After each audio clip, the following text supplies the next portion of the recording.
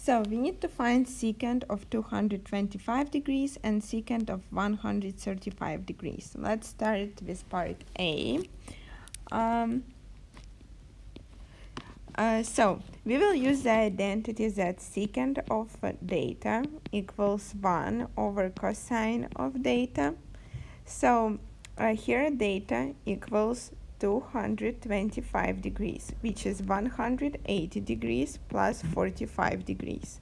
So that means that cosine of data equals cosine of 225 degrees. It's cosine of 180 degrees plus 45 degrees. And this equals cosine of 45 degrees. So this equals negative 1 over square root of 2. Well, now when we know cosine of 225 degrees, we can find the secant of 225 degrees. So secant of 225 degrees equals 1 over cosine of 225 degrees, and this is 1 divided by negative 1 over square root of 2. So this equals negative square root of 2, which equals negative 1.4142. And this is our final answer for part A. Now let's do part B.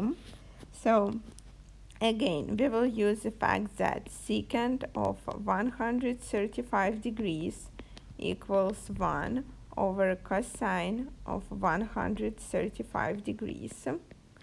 135 degrees is 90 plus 45 degrees, or we can actually, we can rewrite it as cosine of 135 degrees equals cosine of 90 degrees plus 45 degrees. So that means that it equals negative sine of 45 degrees. So it's negative 1, it equals negative 1 over square root of 2. Then secant of 135 degrees equals 1 divided by negative 1 over square root of 2. So again, it equals negative square root of 2. Then it equals negative 1.4142. And this is our answer for part B.